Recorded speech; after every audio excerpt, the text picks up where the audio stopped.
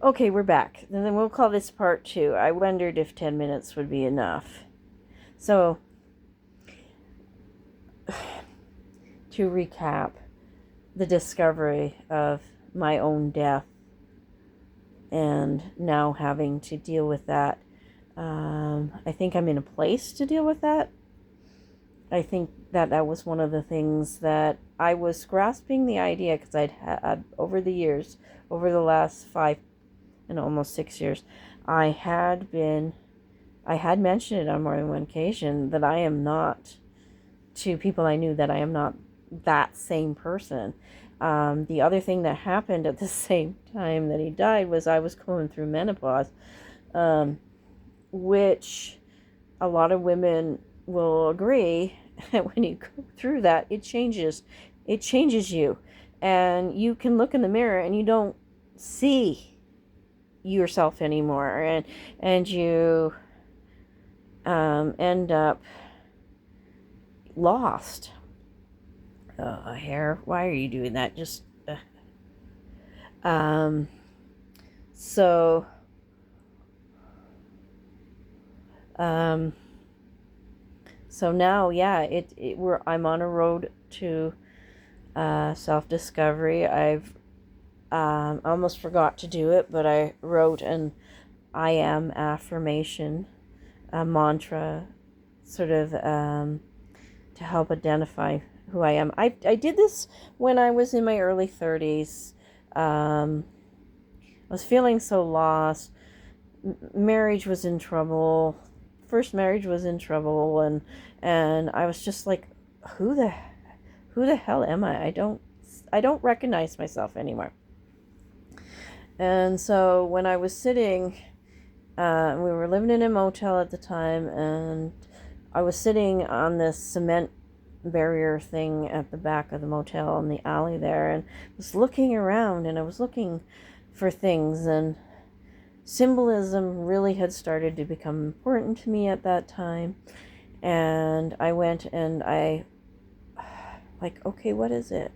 What should I do? And I cast off my birth flower, the rose, because it, um, I was thinking about store-bought roses, and hothouse roses seem very fussy and all that other kind of thing. And that's not something I wanted. I wanted something definitively strength, something I could hang on to. And I happened to spot a thistle, and I went, oh, that makes sense.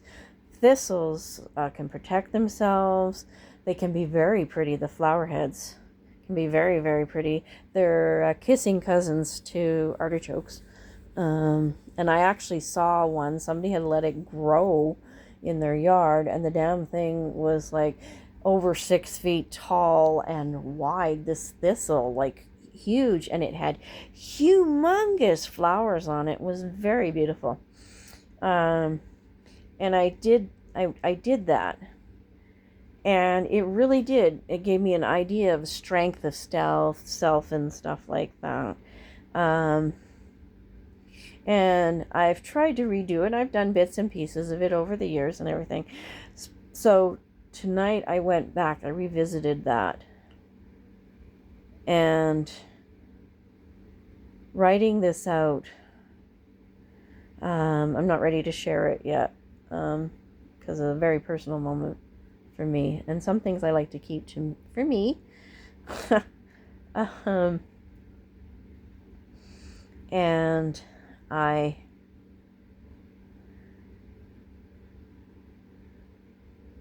and it did, when I was writing it out and thinking about what I wanted to say about who I was, it became out very powerful, and I'm really happy about that. Um, you know, and I actually do advise that. If you are not feeling like yourself, go and find out who you are, who you've changed to become. You say people don't change, and I say sometimes that is wrong. People do change. Things happen in your life that blindside you and send you sideways. Like, I was blindsided because I wasn't expecting him to die that morning. I knew he was not healthy, and I knew Kirk was going to die at some point because he was headed that way. He wasn't doing what he needed to do, no matter what I was doing, and I was wearing down, so I couldn't be the 100% support anymore. It was destroying me in the process.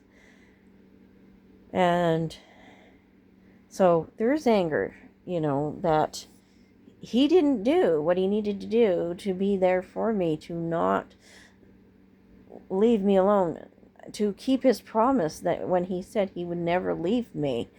And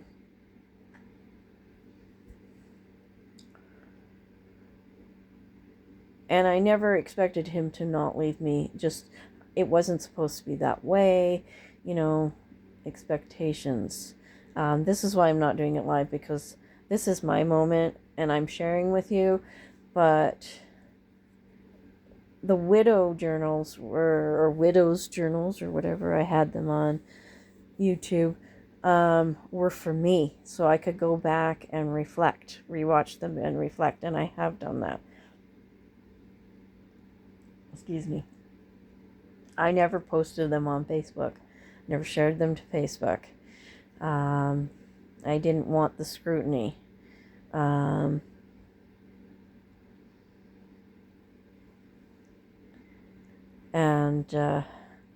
But I do, after watching some things, some reels on Facebook, I decided it was time. I'd been bouncing around the idea, but yes, it is time to get back and start journaling, the video journaling. But, do it here so that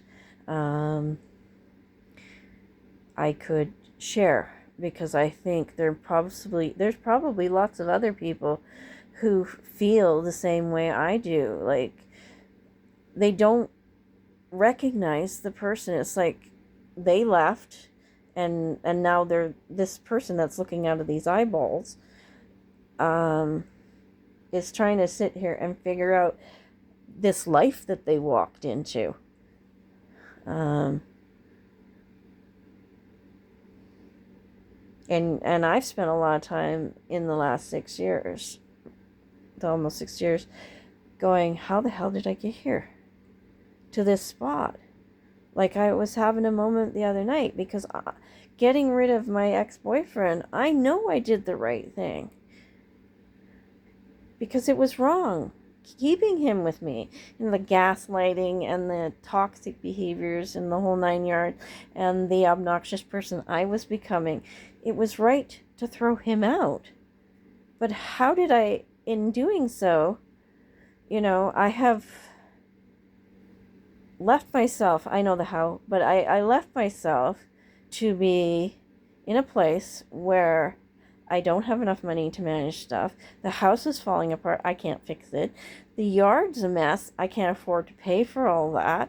I went from more or less financial stability and being abused to doing the right thing, and now I'm 2 steps away from destitution, basically. And that's not being over dramatic. So there's going to be a part 3. So yeah, now I've got I'm overwhelmed.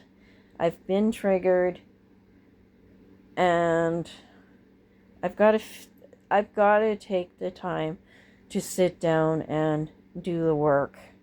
And now that I have this realization of that I wasn't wrong, I actually did disappear. I died that day. It seems so dramatic, but Buttercup said it. She said, "I died that day." When she was yelling at Wesley before she realized that he was Wesley. I died that day. Seems so melodramatic.